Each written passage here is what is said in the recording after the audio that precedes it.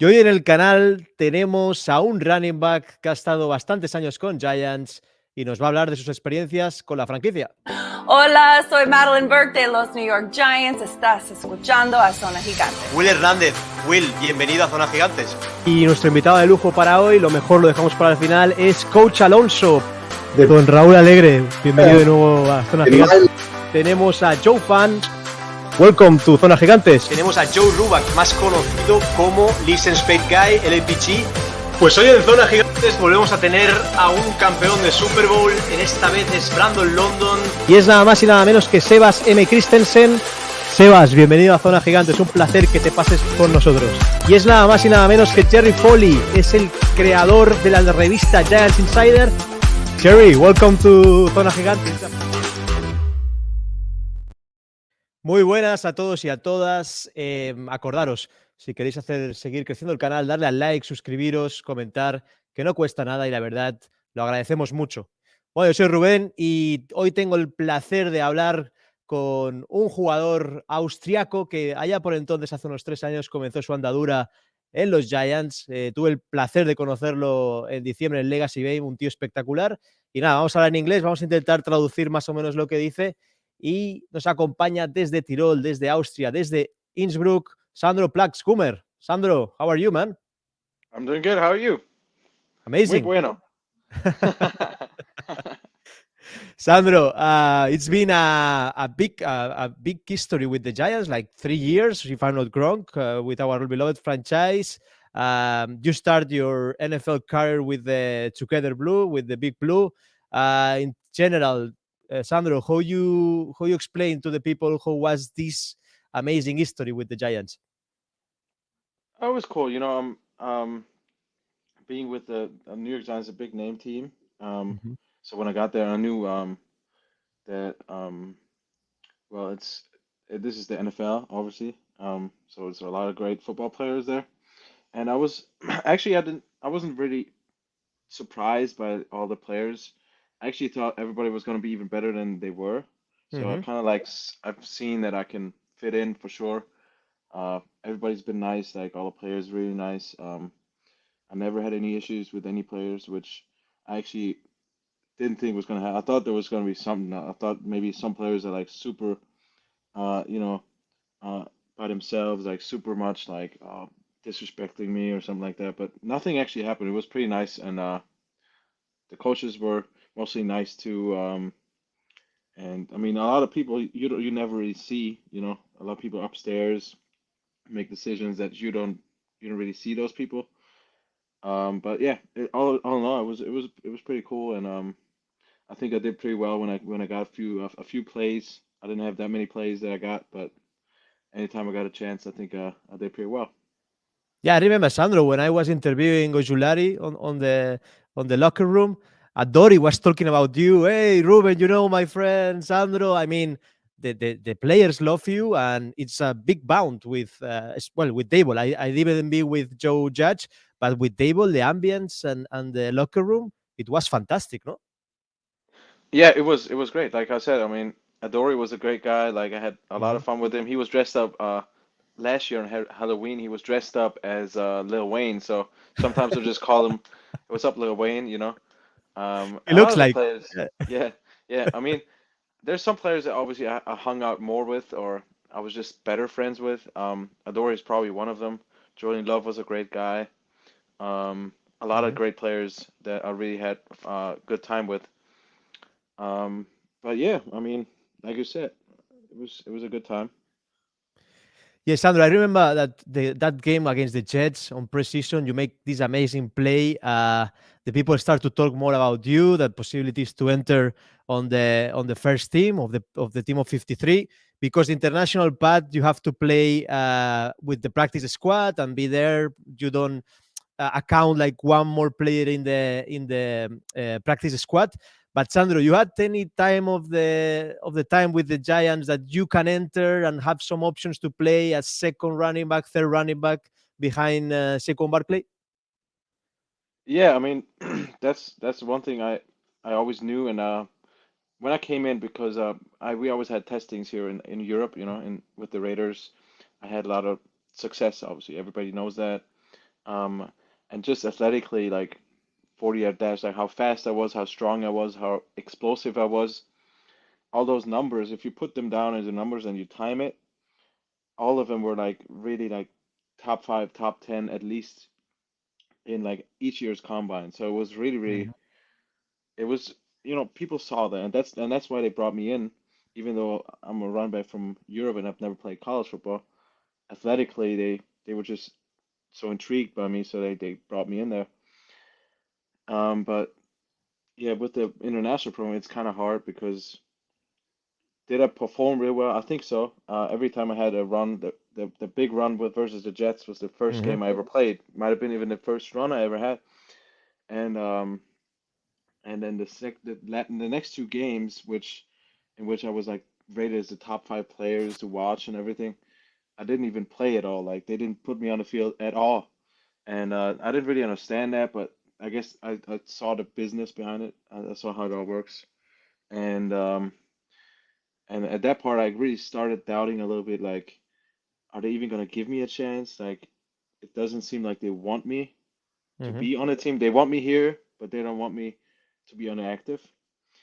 And that's what it really was the same. It was kind of like the same in my last year now when I only had like the last 3 plays in preseason. I never got special teams plays, which was crucial for me to make the team. And I was doing pretty well in those in the practice, and I had a lot of fun practicing. I always made guys miss. I mean, practice. I love football, so practicing with the Giants was always the most fun. Always music playing and everything. Meetings are not so much fun. The walkthrough is kind of boring, but that's just what you go through, and especially when you're not playing, it's more boring. But yeah, at the end of the day, I mean, I did pretty well. Like you said, the team liked me, like all the players. I was great with everybody, and I was just there like trying to, as an international player, I had to be so much better than everybody else to even get a chance, and I think I did show that. I showed that I was faster than some, I was stronger than some, especially compared to my position group. I still believe that I could have been the second running back the whole time I was there. I was more like the fifth running back the whole time I was there because they never put me in the active roster. But I still believe it. I still believe there's 32 teams in the NFL. The Giants are one of them. Every team has like at least 3 running backs on the roster. That's 96 players, and I think I should be at least somewhere in the middle of them. So I should definitely be on the active roster from talent wise, how fast I am, how strong I was, and just how I performed. Like I was always very productive. Every time I got the ball, every time I got to play in practice, even I always had the highest ratings of all the players. When they always put it down to numbers like, did you get your assignment right, catch the ball, like all these things, like how many yards did you make? It's all about the stats, and then stat wise, I was really, really good. It's just that I only had such a few amount of plays that I guess you can always say maybe it was just this game, maybe it was just like one play that I was good at. But how would it be if he had 50 plays? But you never know that because I never got that. So yeah, like you said, I think I could have definitely played, and I still do. I can. I'll just probably try to find a different team that wants to give me a chance. Yes, Sandro, we will talk about that a little bit later, but you talk about the trainings, that how was nice to train against nice players. Dexter Lawrence, it had an amazing year. It's one of the best in the league, stopping the run. How is to play against Dexter Lawrence, against the first defense of the Giants, and how that make you stronger and better, no, in the same way?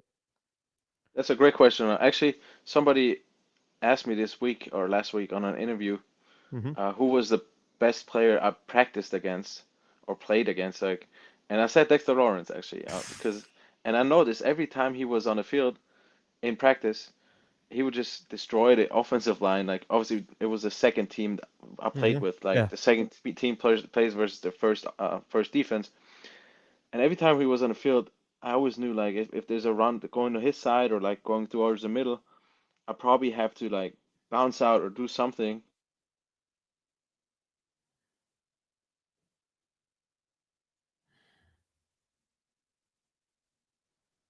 Oh, you can hear me still? Yeah, do it, Sandro. It was a second only. Okay, okay. Um, Every time there's a run that goes through the middle or somewhere in his direction, I knew like I had to probably make a move to go somewhere else because it's usually I can't get through there. And every time he wasn't on the field, it's very noticeable that the offensive line would just whoever was there instead of him, they would just push him back maybe one more yard, and they usually push him back, and that gives me some space, and then I can just do my thing. And I did really well. Like I wish I could just post all my practice plays on social media and everywhere, but it's not really allowed, you know. Yeah. Um, but it was fun. Jalen Smith was a really fun guy to play against too. Like he would always, Hmm. if I broke a run like all the way through the end zone, he would he would like follow me all the way through the end zone. So he would make me run to the end. It's like I usually run past the last defender, and then whenever there was the last defender, I would just like kind of coast out and not run the rest of the field because it's practice. And then Jalen Smith would kind of like creep up on me a little bit, and then I would just like keep going, keep going to the end zone. It was kind of funny, and all the guys are really it was a lot of fun, and sometimes it was a little fun to make life hard for them too. They would just sometimes mess up, or I would just make somebody miss and score a touchdown with the scout team versus the first defense, and then everybody's kind of like a little bit pissed off, but they respected me, so it was like, yeah, Sandro, good job. But like, I told him like, hey, just don't do that in a game. Just in a game, keep the edge. Don't let me bounce out. And that's what you're working on. And I think our defense did pretty well for the most part in the year, which Hmm. probably also comes with practice. And I think I did a pretty good job. Totally. Sandro, I in 2020, you had a press conference when it was the pandemic times. I remember to be with a lot of German and Austrian journalists asking you from this box in the Giants in the MetLife Stadium. I asked you before about Saquon Barkley. Obviously, he's the superstar in your position in the same team, but in this free agency that is coming in a few weeks with Daniel Jones and Saquon Barkley, the two leaders of these Giants. What is your opinion about them? Do you think they are the future further for these New York Giants? And you saw them training every day, living with them. What is your opinion about them? Well, yeah, the good thing is I don't really have to worry about that as much anymore because I'm not really there. Yeah. Um, and yeah, I think they're good players though. I think they're both really good players. I think Saquon's very talented. Daniel Jones is working really hard, and he's Mhm. also quite talented. And Daniel Jones is like he's more like the kind of guy you just I just see on the street, just like normal. He's like not really over the top. Doesn't He knows he's a good player, but he's like more like working hard. He would never say stuff like, "Oh yeah, I'm the best. I'm the best at that and this and that. Humble. I'm better than you," and everything. He's very humble. Yeah, that's a perfect word. And Saquon is not as humble, I would say. Um, but he's not like unfriendly. He's like more about himself a lot of times. Doesn't really greet everybody, but he's still a nice guy. Like he always treated me well. He never like disrespected me or anybody else. Mhm. So, um, and I think they're good players. I hope they can keep both of them.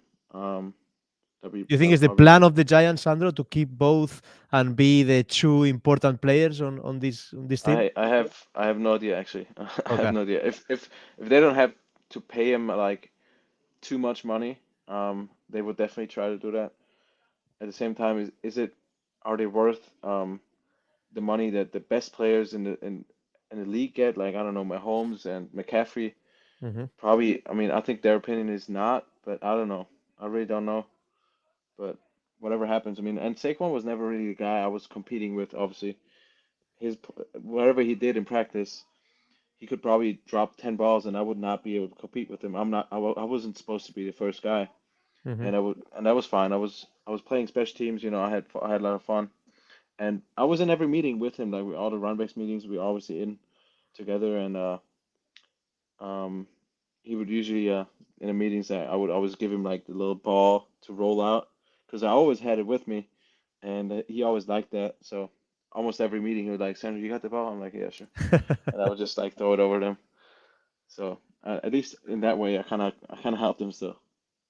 Sandro, coming from Austria, from Innsbruck, from Tirol, going to the big league, to the NFL, probably the best league in the world. What is the thing that impressed you more from inside the league? I mean, you've been in the Super Bowls also, attending, invited by the league. You saw a lot of games. I think you come into London also. But for you, what is the most impressive thing that you see being a player on the league? Just the money that's behind it. That's the most impressive to me. And so money doesn't really matter. Um, where it matters, it still matters and it matters everywhere, but they just have more money than any other league. Mhm. So if I guess if the players want like a hot tub, they get a hot tub. If they want a cold tub, they get that. If they want a sauna there, they get the sauna. Like they have everything there.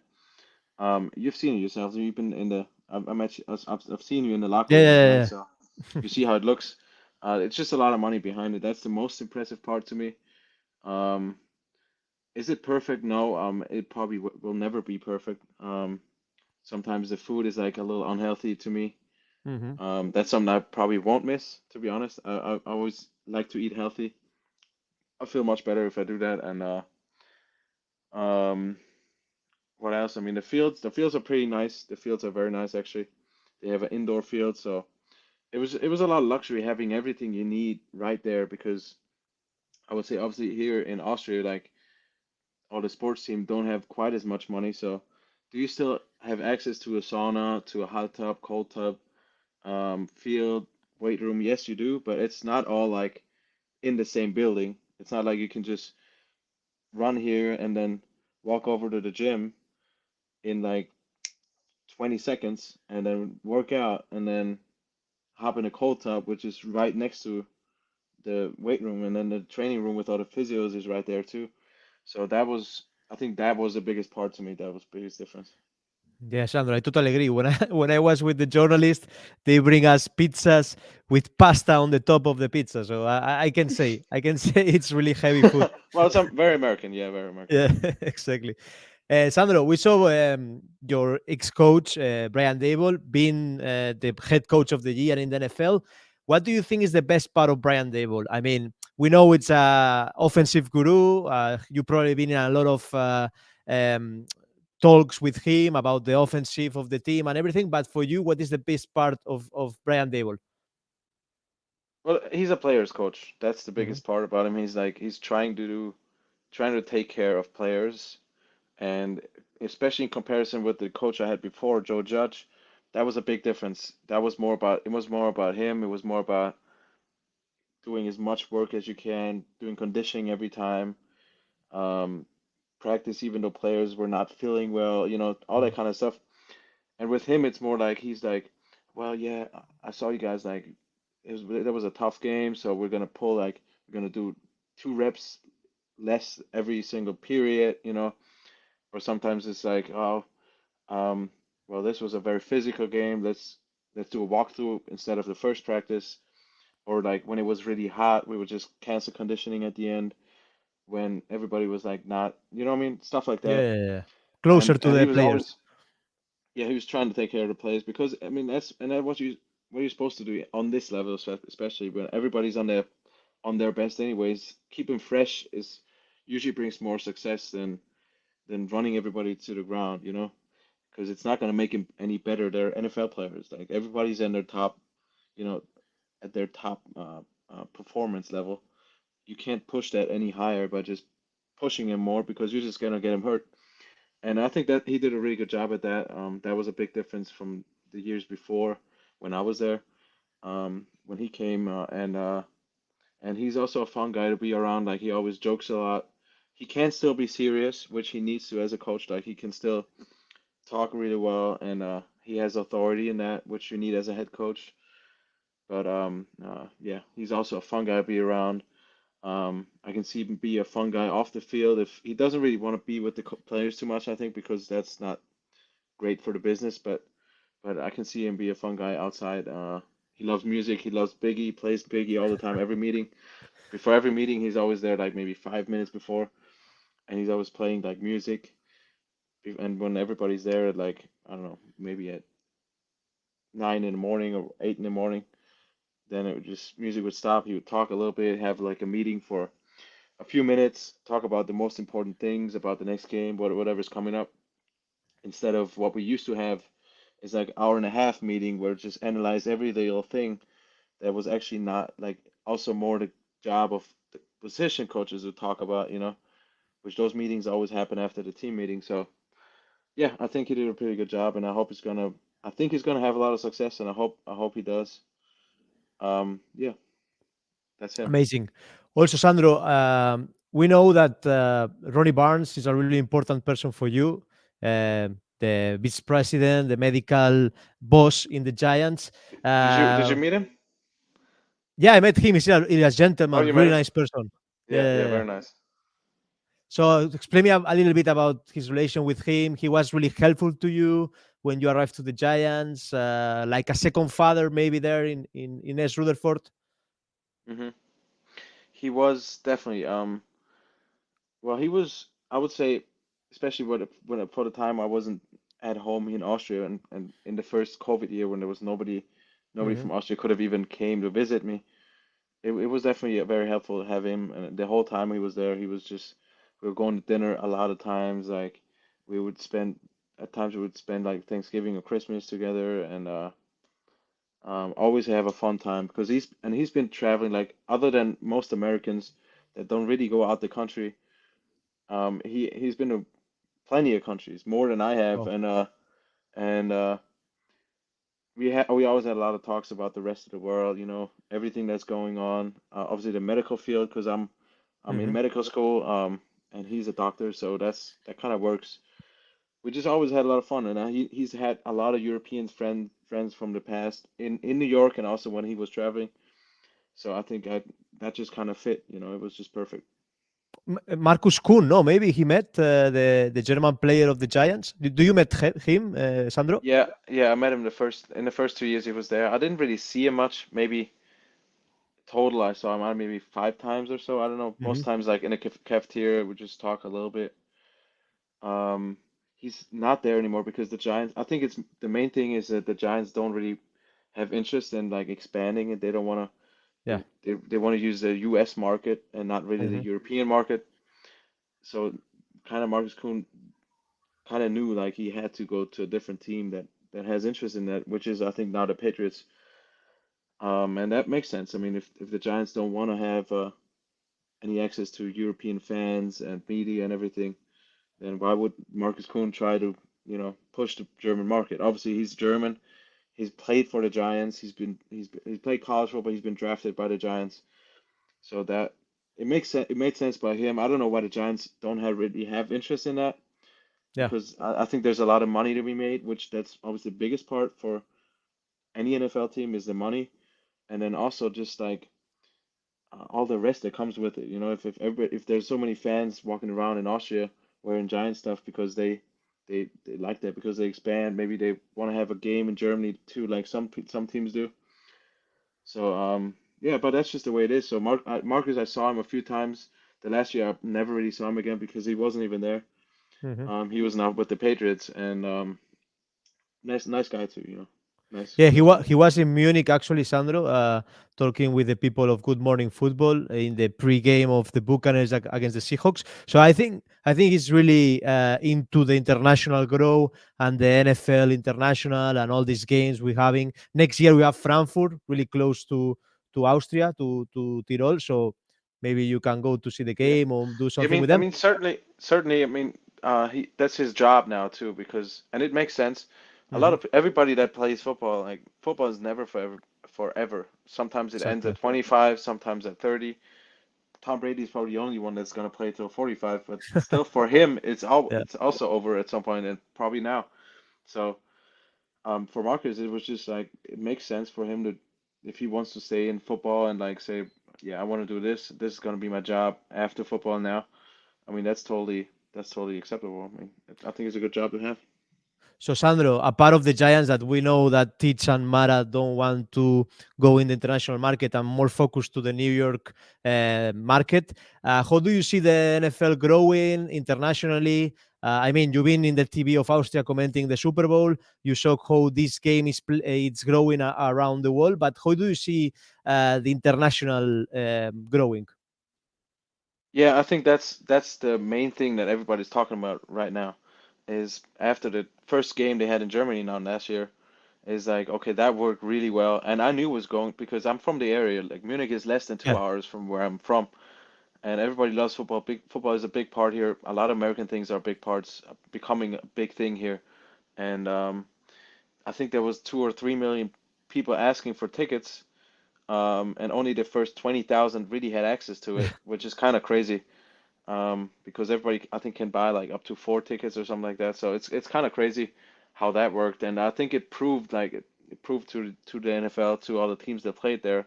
Even Tom Brady said it in an interview that there's a lot of interest in Germany, a lot of interest in Europe in general, in the NFL, in football, and I think it's still going. Like ever since I started playing about 20 years ago when I was 6 years old, and since then it just has grown so much and it keeps growing. And I think teams like right now it's only 4 teams: Panthers, Chiefs, Buccaneers, and the Patriots. They're Mhm. really starting to show interest in the European market. A lot of different teams have interest in Mexico, maybe Canada, some other different countries. But those teams are really interested in the European and especially the German market, the German speaking countries. Um, and I think it's gonna grow. I think more teams are gonna see what they have over there, especially next year when there's two games in Germany. Mhm. And I mean, even the football leagues in Germany or in all of Europe, really, like the European League of Football is getting much bigger. I mean, people can see that there's more people coming to the games. The level is like always getting better. Um, More sponsorships. It's cool to see, and I hope it's gonna keep growing. I hope the NFL will keep expanding the way that they have, and I hope that maybe one day the Giants will also have interest in that market. And maybe I'll probably be too old at that point, but maybe there'll be somebody else that can like open up the jar that already kind of loosen up a little bit. No, Sandro, you're not gonna be old. You're gonna be fantastic work for sure. Sandro, talking about the future, what holds the future for Sandro Platzgummer? Uh, People thought that maybe you can go to the Canadian League, you can go to the maybe second division in the States, like the XFL of the Rock, maybe the LLF when the Riders gonna play this year, if I'm not wrong. They're gonna be the second team with the Vienna Vikings. Paris have a lot of money this year for signing players. What the future holds for Sandro Platzgummer? Yeah, that's what everybody asks me on the streets right now. Everybody is like, "Oh, Sandra, what are you doing next?"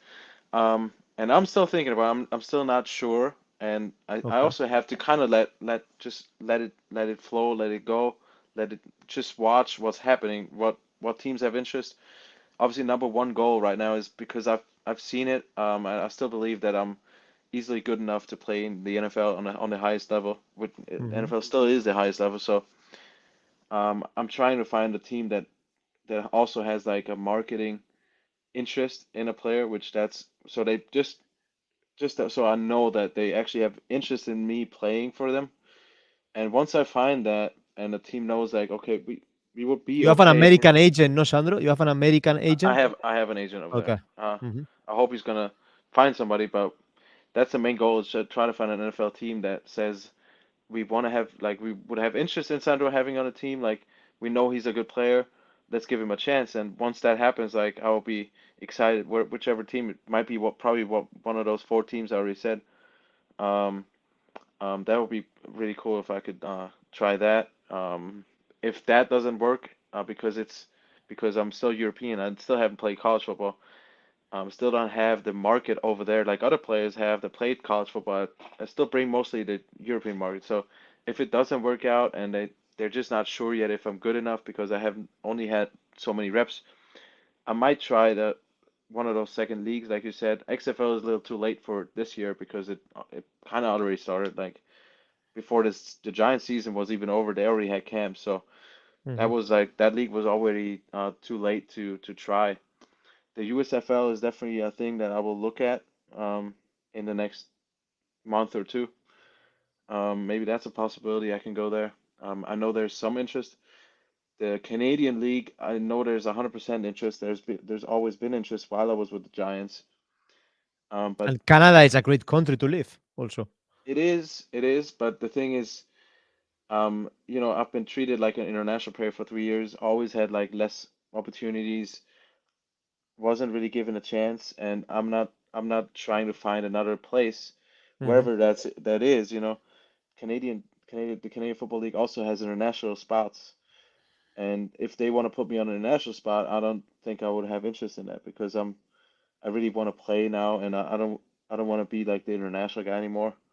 So that's probably the thing I won't look at. But yeah, USFL is definitely a thing. Canadian Football League, if they don't want to put me in a national spot, is a possibility. Um, XFL would be a possibility if it wasn't too late, and then the European League is also. I mean, I always know I can go here. There's a lot of teams that have interest, and obviously the Raiders, where I'm from, like this is my hometown.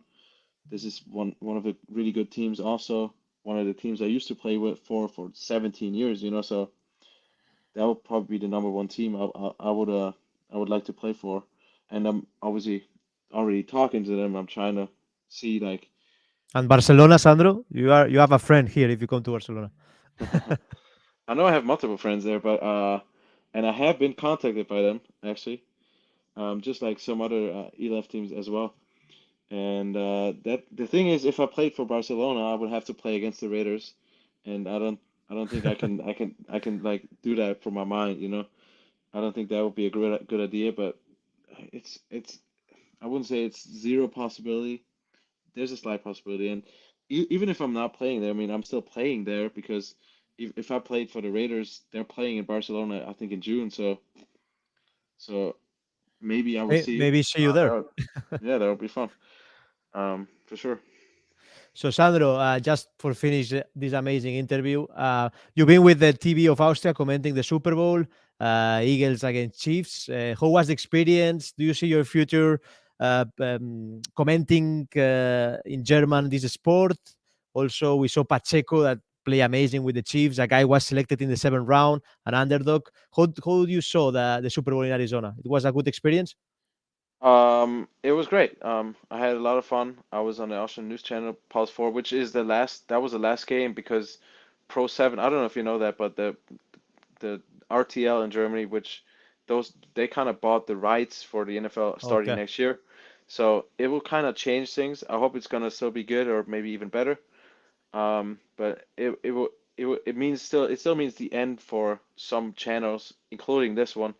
So that was kind of like the last broadcast. It was a lot of fun. The game was great. It was a great game to finish with. Both teams were really good. I've obviously seen the Eagles live a couple times this year. Mhm. Um, and yeah, I mean, Pacheco was fun to watch. He's been fun to watch the whole season. I think he's a really good running back. And it just shows, I mean, I don't know why people like sometimes say this is a first round guy, this is a 7th round guy, because a lot of times that's not really true. Mhm. It's based on some things that I'm not sure where they come from, and it's always fun to see that because I've seen it. Like, I always come from the biggest. I would say I have the biggest chip on my shoulder compared to anybody else because I'm not even drafted, and I'm not even a free agent really because I didn't really play college football. And it's really hard it's really hard to make it to the top if you start from the bottom. Mhm. Um, and I have a lot of respect for him and for all the players that can do that. Absolutely, Sandro. Sandro, it's been a pleasure to talk about your experience with the Giants in the NFL, your future. How do you see this sport? It's been amazing. Yeah, and man, I wish you the best of the luck in your future. You deserve the best. We will be so close to look what you're doing, and I'm sure it's gonna be fantastic, Sandro. Yeah, thanks for having me on the channel. All the best to all the Spanish people out there watching. I still know a few words in Spanish. I'm trying to get better at it. And yeah, if I'm ever down in Barcelona, I'm definitely, even if I'm not playing there, I mean, I want to go to Barcelona. I've been to areas in Spain, but not Barcelona yet. I want to check that out. And it's a lot of sun down there, a lot of fun people, a lot of fun music and everything going on. I know that. So and that's why I told, like, I think I talked to, Kayvon Thibodeau, right? He was talking to me like, so Sandro, like, you've been around the world, like, what do you think is a fun place for me to go and have a great time after the season? So well, Barcelona would be nice. It'd probably be not too cold right now, like in February. Probably a good time to go still. A lot of countries are cold right now. And really, I don't know if he's down there right now. I don't know if He's if in he's on my vibe. He's in Dominican Republic, I think. Okay, yeah, I mean that works too. Yeah. So I think he make his ways. Everybody, it's fun. It's fun to see Americans that really have interest in traveling and seeing places. And yeah, all the best. Thanks again for having me on the channel. Thanks. All the best to you, Ruben. We'll definitely talk again. Thank you, Sandro. What is the name? Dankeschön. That's right. Ciao. Gracias.